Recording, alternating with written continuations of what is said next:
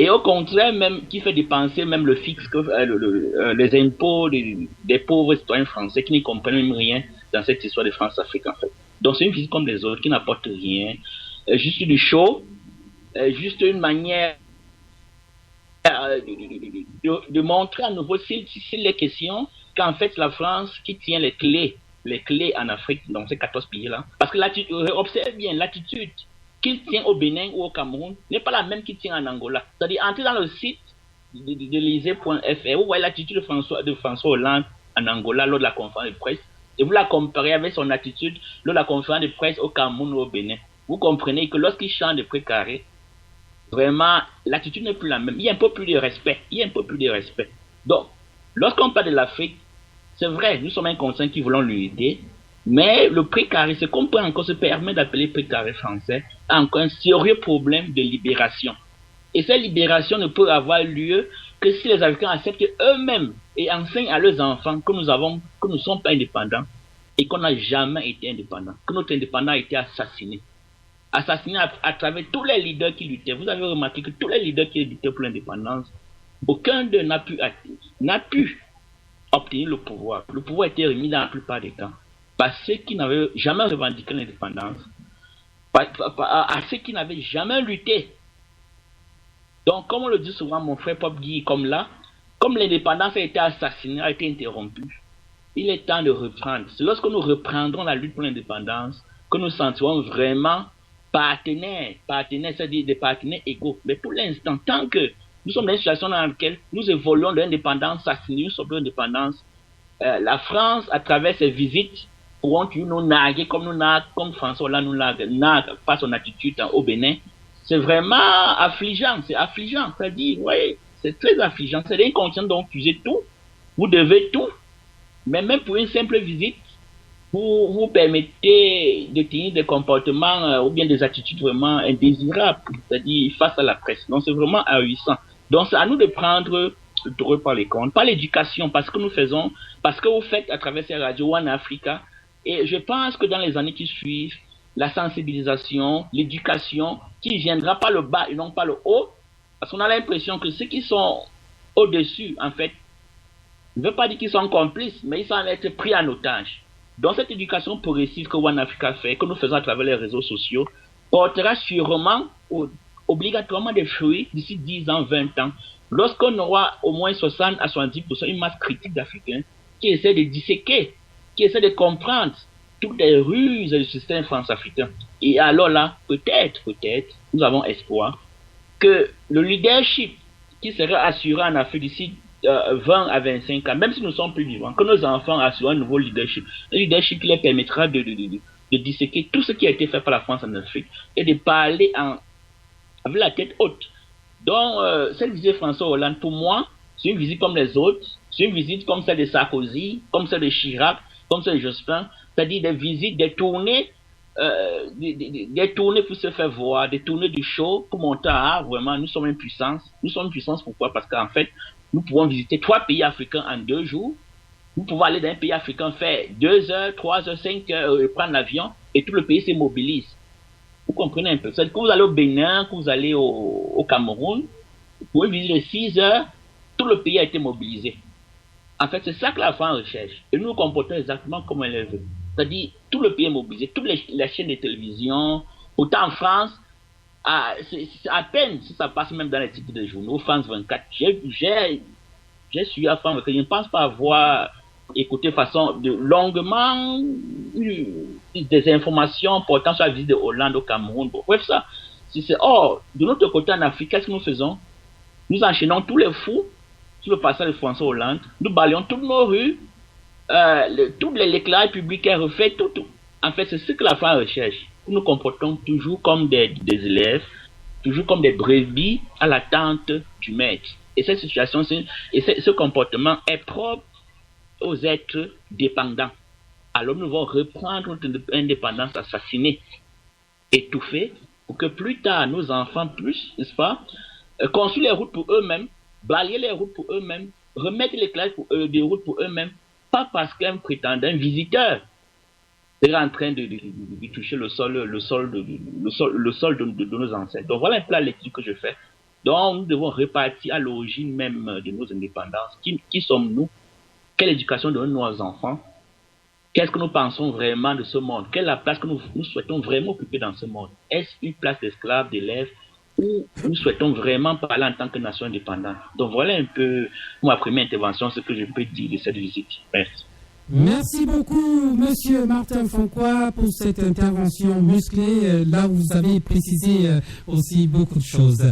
Alors, nous avons écouté, nous sommes ridiculisés, nous sommes remis au banc de l'école comme des enfants que de la maternelle, je voulais dire, autant pour moi. Alors, Monsieur Ta, avec ce que venait de dire Monsieur Martin Foncois, en passant par Madame Tilly, et bien sûr Monsieur Ewan Lobé, qui n'a pas vraiment pu poser, dont je vais revenir tantôt après vous. Quelles sont vos impressions de cette visite éclair? En quelques heures, on visite un pays et c'est tout le pays qui est mobilisé. Est-ce que ça, ce n'est pas l'infantilisation des Africains? Une fois de plus, Monsieur Pat, je vous remets l'antenne, s'il vous plaît. Oui, allô? Oui, nous vous écoutons, Monsieur Ta. Bon, disons juste que ça ne nous surprend pas vraiment, parce que c'est ce qui se passe sous nos yeux depuis peut-être 80 ans, en fait. On parle de démocratie ou on parle de liberté, mais on est toujours prêt à balayer le chemin lorsque l'oppresseur arrive. Bon.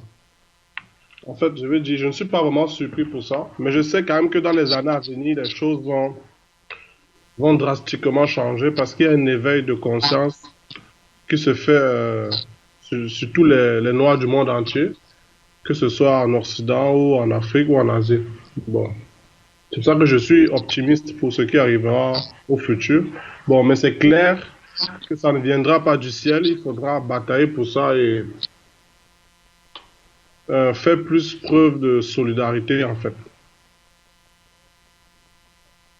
Merci, Monsieur Ta. Il faudra bagarrer pour ça, Monsieur Ta, qui reste confiant. Je crois que vous avez terminé, ou alors c'était votre connexion, Monsieur Ta? Non, je pense que ça va. Merci beaucoup donc pour cette toute première intervention. Et nous allons profiter de ça maintenant pour aller de l'autre côté de Monsieur Ewan Lobé.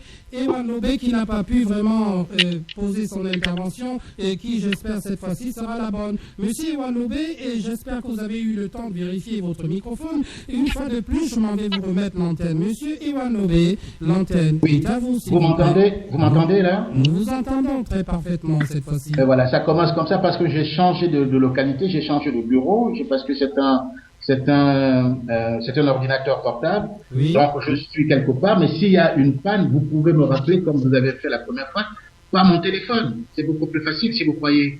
Merci beaucoup, nous allons le faire, mais déjà avec les moyens techniques que vous avez essayé déjà, et puis nous allons vous écouter. Je m'en vais demander à Monsieur Martin Foncois de fermer votre micro, s'il vous plaît. Monsieur Martin Foncois, si vous pouvez fermer votre micro, ça crée des interférences. Merci. Alors, poursuivez Monsieur Ewan Lobé, s'il vous plaît. Donc, je disais, c'est ce que les frères ont essayé de reprendre. Mais je pense que tout ceci doit aller au profond. Nous devons commencer par le commencement. Vous comprenez, quand il y a une rivière qui coule, on va à la source pour voir d'où elle vient. Notre problème vient depuis les années 58, lorsque la France a décidé de nous donner notre indépendance. Nous, est-ce que vous m'entendez là? Allô? Allô? Vous m'entendez? On ne vous entend pas très bien. Vous ne m'entendez pas On ne vous très entend bien. pas très bien. Oui, d'accord, ok. C'est quand même... Là, c'est mieux, c'est revenu. Bon, Là, voilà. c'est revenu, là. Bon, là, je vous ai sur mon téléphone. Vous m'entendez sur mon téléphone? Oui, là, ça va. Bon, d'accord. Oui, Donc, oui. je vais parler sur le téléphone et peut-être ça va sortir de l'autre côté. Je disais que la France, d'une façon ou d'une autre, nous a donné notre indépendance. Et l'indépendance, ça ne se donne pas. L'indépendance, ça se prend, ça s'acquiert. Et donc, j'ai cité d'autres pays. La France, pour commencer. En 1789, la France a pris son indépendance. Dans la Révolution, la Russie a pris son indépendance. Les États-Unis ont pris leur indépendance. Cuba a pris son indépendance. Ben, dites-moi quel pays, donc on dit africain, a pris son indépendance. La France nous a donné l'indépendance avec la complicité de Senghor et de Soudani. Voilà comment le mal s'est inséré dans notre peine, d'où elle vient, d'où elle provient. Donc pour les Français, la France les appartient. Pardon, l'Afrique les appartient. Ils viennent quand ils veulent pas venir, ils ne viennent pas. Ils sont là. Mais jusqu'au jour où nous allons décider que cela ne doit plus se produire, c'est en ce moment que nous serons indépendants. Mais nous devons commencer par des choses très simples. Déjà, changeons déjà les appellations. Nous sommes des Africains. Ce nom n'est pas non. Vous êtes encore reparti, là, on vous écoute plus. Vous m'entendez là maintenant? Là, maintenant, oui. Bon, d'accord, ok. Parce que je parle au téléphone et je parle directement aussi devant mon ordinateur. Je dis, il faut faire quelque chose. Faire quelque chose, c'est déjà toutes les inepties que nous portons en nous. Un frère a dit, tous les Noirs vont se rassembler. Sommes-nous des Noirs? Posons-nous cette question principale. Est-ce que nous nous appelons Africains? Posons-nous cette question. Nous sommes des sujets. Tant que nous allons nous présenter comme des Africains, nous serons des sujets. Tant que nous allons nous présenter comme des Noirs, nous serons des sujets. Nous sommes la risée de toutes les races du monde. Oui, en effet. Et nous avons des intellectuels, nos soi-disant intellectuels. C'est pas mental de l'intelligence. Oui, oui, c'est reparti. Vous m'entendez là? Okay. Merci, ça revient, c'est revenu là. D'accord, vous avez entendu. Chaque fois qu'il y a coupure, s'il vous plaît, faites-moi signe. Oui, je le fais. D'accord, ok. Donc je disais que ces potentats de l'intelligentsia africaine oui. qui se gargarisent de mots qu'ils ne comprennent même pas, oui. Hein, c'est ce qu'on appelle une digression. Ils disent des choses qu'ils ne comprennent pas, les choses et sont contraires. Donc voilà. Oui. Quand ces gens-là cesseront de parler de nègres, oui. parler de noirs, c'est ce que ça veut dire, quand ils cesseront de dire africains, nous commencerons déjà à comprendre, à entrer oui. dans l'encre de l'histoire de notre propre peuple. C'est comme ça. Nous avons décidé. Et si nous exprimons en français, parce que je dois parler, je suis obligé de m'exprimer en français, parce que c'est ce qu'ils ont fait. Oui. Nous puissions nous exprimer en français. Mais si nous exprimons en français, nous devons maîtriser la langue. Nous ne sommes pas des Noirs. Nous sommes qui? Nous ne sommes pas des Ivoiriens. Oui. À côté, il y avait Gompos, comme il y avait Côte d'Ivoire. Mais les Ghanéens disent, oui. Nous sommes des Ghanéens, nous ne sommes pas des Gompos. Quand nous commençons à changer ces choses, des bons exemples, nous avançons. Vous êtes reparti là? Bon, vous m'entendez là? Là, oui. Bon, voilà, d'accord, ok. Chaque fois, parce que je ne sais pas ce qui se passe. Oui, ça c'est un problème avec le genre de microphone que vous utilisez. C'est un problème qu'il faudra voir parce que ce genre d'émission, dans tous les samedis, il y aura toujours cette émission politique à la même heure, c'est-à-dire 16h heure de Paris et heure du Cameroun. Nous avons commencé aujourd'hui avec un peu de retard à cause des problèmes techniques qui se sont produits dans le studio ici, parce que je suis pas dans le studio d'Allemagne, je suis dans le studio de la Chine. Et c'est complètement différent de ce que j'ai l'habitude d'utiliser et c'est pour ça que nous avons eu des problèmes pour débuter. Alors donc vous devez noter l'heure et puis chercher vraiment un microphone avec un casque avec microphone, autant pour moi, parce que ça va être continué tous les samedis à la même heure, une émission politique et nous allons revoir tous les sujets de la semaine, décortiquer ce qui s'est passé pour essayer d'apporter aussi notre pierre à l'édifice, c'est-à-dire vous avez souligné deux choses.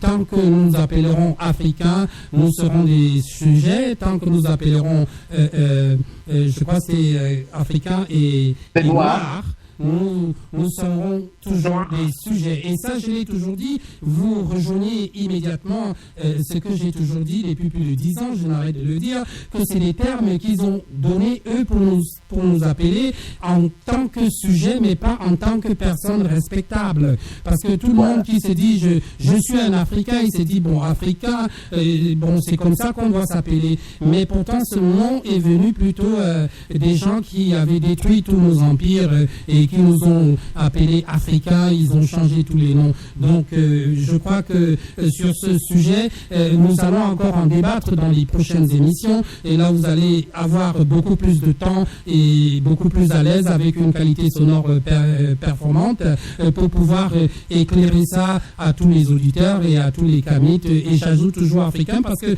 quand je dis kamite, il y a des gens qui savent même pas que ça veut dire africain. C'est-à-dire, il va te dire, je suis pas kamite, je suis africain. hein. Ils ne lisent pas suffisamment mes posts, ils ne lisent pas mes livres, ils ne lisent pas, parce que ça, c'est aussi notre mal. Comment pourront-ils s'instruire s'ils ne lisent pas les véritables fils et filles de ce continent qui est le nôtre? Bien, nous allons revenir dessus, Monsieur Ewa Loubet. Cette fois-ci, vous étiez en train de développer, poursuivez sur cette ligne là où vous étiez. J'espère que je ne vous ai pas perdu là avec mon intervention. Non, ah bon, donc je continue là, n'est-ce pas? Merci beaucoup. Continuez, s'il vous plaît. Voilà, d'accord. Alors je disais, c'est ça le véritable problème. Nos propres ennemis sont nos frères et sœurs qui ont reçu des diplômes dans leurs écoles. Mais pour recevoir ces diplômes et qui viennent nous enseigner, on les a dit, vous allez faire exactement ce qu'on vous dit de faire. La méritocratie qui consiste à souiller les nôtres en les mettant dans le cerveau des synapses qui aujourd'hui nous portons le poids. Quand on nous dit l'Afrique noire, par exemple, vous m'entendez pas seul?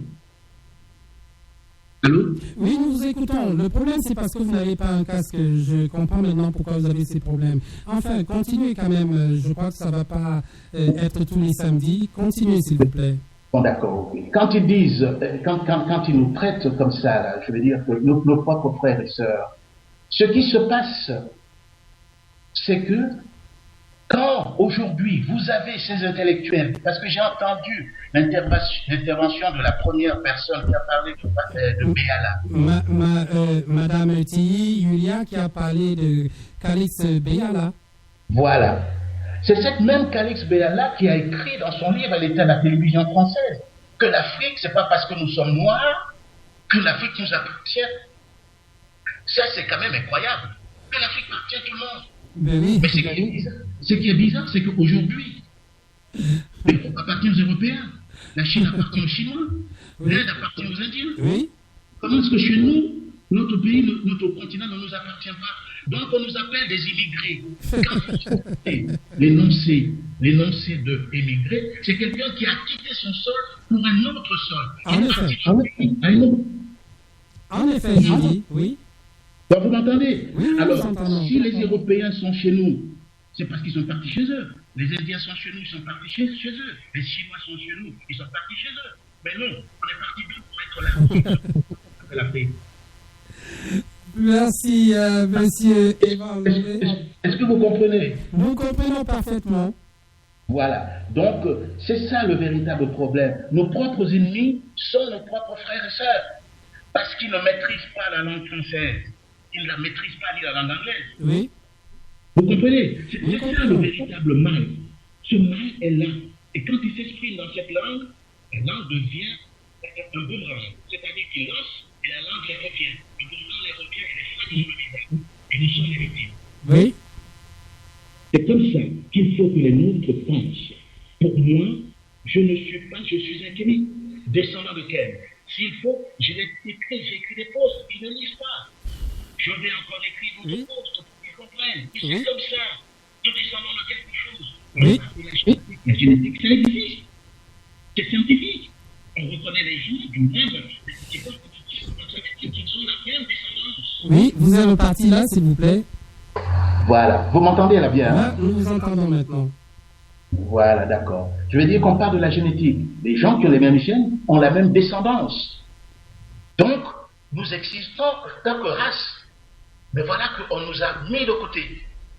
Mais les autres, parce qu'ils veulent notre terre, ils veulent notre bien, et ça depuis des siècles, on nous a mis au rang, comme il disait un de leurs écrivains, Oui. que nous sommes entre l'animal et la bête. En effet. Victor Hugo a écrit, mais l'Afrique ne les appartient pas, elle est à nous. C'est Victor Hugo, c'est pas quelqu'un d'autre. Mais on enseigne Victor Hugo à nos enfants. Peut-être a écrit, mais l'homme noir, l'homme africain, est plus supérieur au singe. En effet. Bon, alors vous pouvez prendre, ils sont nombreux ces auteurs. Et ces gens-là, il y a d'autres qui ont fait des études, qui ont pris le diplôme, ça n'arrive pas dans la tête. Ils ne pensent pas. Comment? C'est terrible. Oui. Ces gens-là, que nous soyons des êtres humains en dessous. En anglais, on dit underdog, en dessous du chien. Oui. Bon, donc, la faute, c'est nous. comment la façon dont nous nous parlons, la façon dont nous parlons, la façon dont nous exprimons, la façon dont nous marions, tout ce sont des éléments. Une prise de conscience sans acte de conscience ne mène à rien. Merci. Monsieur Lobé, vous partez tout le temps, ça va être vraiment très difficile pour vous suivre.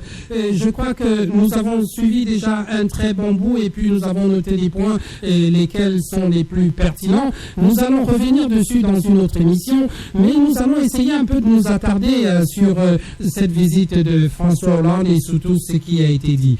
Pour ce dont, mesdames, mesdemoiselles et messieurs, je crois que je vais aller essayer de vous demander, je vais vous demander d'écouter peut-être un bout de musique, même pas de musique, je dirais un bout de l'intervention de monsieur Paul Biya, déjà face à François Hollande hier, je crois que c'était vendredi au Cameroun. Mesdames, mesdemoiselles et messieurs, avant cela, nous allons aller du côté de la Chine pour prendre monsieur Adjoussa, qui est quelque part un peu pas très loin de moi, de la Chine, en Chine. Adjoussa, est-ce que vous nous écoutez?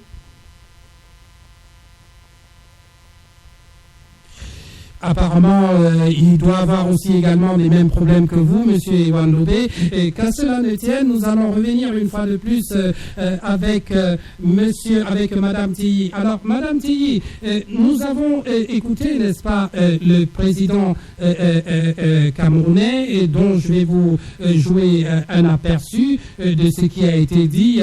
Et je vais vous demander ce que vous pensez. Est-ce qu'en l'an 2015, il faudra encore qu'on écoute ce genre de langage qui, pour moi, vraiment, il me manque vraiment des mots pour qualifier tout ça. Alors, est-ce qu'il faudra encore écouter ce genre excusez-moi le terme, je dirais une ineptie, est-ce qu'il le faudrait encore, Madame Tilly? Et je suis en train de chercher exactement cette vidéo-là pour essayer de vous la jouer, pour que chacun essaye un peu de comprendre ou alors de dire ce qu'il pense par rapport à cette vidéo. Alors, le temps pour moi que je cherche cette vidéo, je vais vous demander de rester en musique avec moi et nous allons en débattre sur ces dires du président Paul Biya face au président français, monsieur François Hollande, qui répondait aux questions des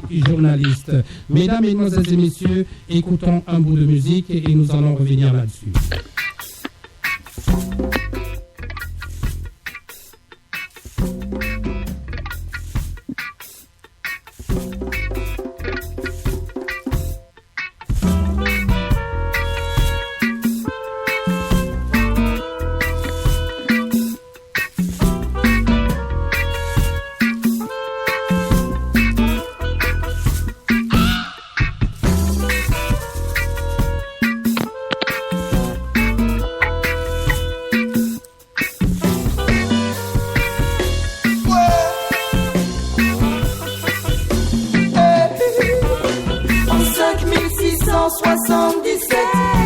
Arrivés sur les côtes de Kemet, armés et décidés à nous pourchasser comme des bêtes. La force du feu contre des piqûres d'insectes. À combien de résistants ils ont coupé la tête? Combien de femmes ont-ils violé? Combien de fillettes? Combien de villes ont-ils brûlé et réduit en miettes? C'est eux qui nous ont volé, c'est nous qui sommes en dette. On ne veut plus souffrir. Les kémiques veulent s'en sortir. Ne plus être des martyrs, nous devons nous réunir. La situation s'empire, il y a trop de tirs sur tout le peuple. La paix doit revenir, c'est pour tout le peuple.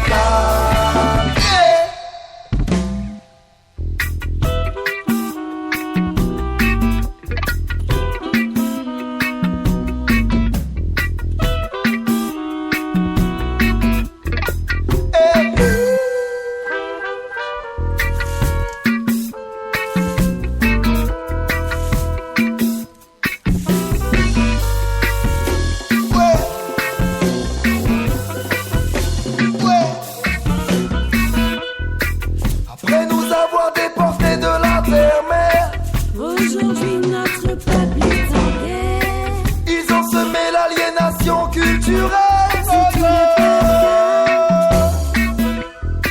Ils ont falsifié l'histoire moderne.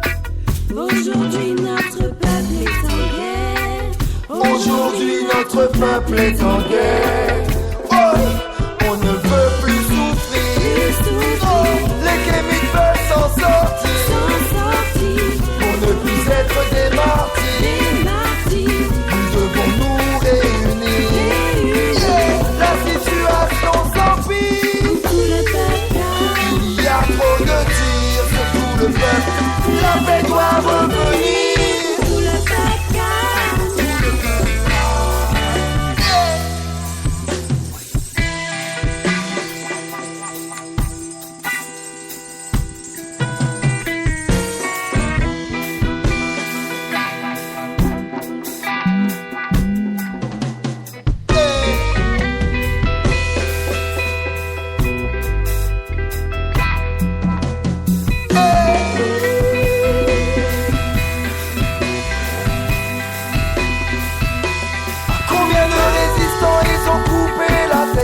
Combien de femmes ont-ils violé? Combien de fillettes? Combien de villes ont-ils brûlé puis réduit en miettes? C'est eux qui nous ont volé, c'est nous qui sommes en dette. C'est pour tout le peuple car c'est pour tout le peuple car tout le peuple car c'est pour tout le peuple car c'est pour tout le peuple car c'est pour tout le peuple tout le peuple car c'est pour tout le peuple car on ne veut plus souffrir.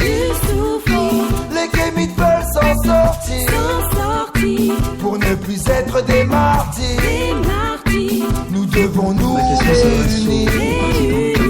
La situation s'empire. Il y a trop de tirs sur tout le peuple. La paix doit revenir. C'est pour tout le peuple car on ne veut plus souffrir. Tout le peuple, les kémites veulent s'en sortir. Tout le peuple, pour ne plus être des martyrs. Nous devons nous réunir. Tout le peuple, la situation s'empire. Il y a trop de tirs sur tout le peuple. Bien voilà, et bien sûr que nous avons déjà sur la platine cette intervention du journaliste qui pose la question à Monsieur Paul Biya de savoir ce qu'il en est de son mandat, de son prochain mandat à la tête du Cameroun. Alors écoutons ensemble déjà cette bande sonore de la question d'un journaliste occidental, c'est-à-dire européen, à Monsieur Paul Biya au Cameroun. Mesdames, Mesdemoiselles et Messieurs, chers auditeurs, écoutons ensemble. France 2. Ma question s'adresse au président du Cameroun. Vous êtes au pouvoir depuis 1982, qui fait qu'aujourd'hui vous êtes un des présidents les plus anciens de la planète. Vous avez été élu plusieurs fois, vous avez fait plusieurs septennats, et effectivement la constitution camerounaise ne limite pas le nombre de mandats. Il y aura un prochain mandat dans 3 ans. Je voudrais savoir dans quel état d'esprit déjà vous êtes. Est-ce que vous imaginez que encore un mandat serait le bienvenu? Est-ce que vous pensez plutôt passer la main et considérer qu'une retraite peut-être serait bien méritée? Dans quel état d'esprit vous êtes aujourd'hui? Je vous remercie. Je commencerai par dire que ne tue pas au pouvoir qui veut, mais tue qui peut. Je ferai une deuxième observation, c'est que je ne suis pas à la tête de l'État par la force. Je n'ai pas acquis le pouvoir de manière dictatoriale. J'ai toujours été élu par le peuple. Et en ce moment, je suis en train de terminer un mandat qui m'a été donné par le peuple. Et d'ailleurs, il y avait d'autres candidats. À cette élection, je les ai gagnés. C'est pour dire que les élections présidentielles camerounaises de 2018 sont certaines, mais encore lointaines.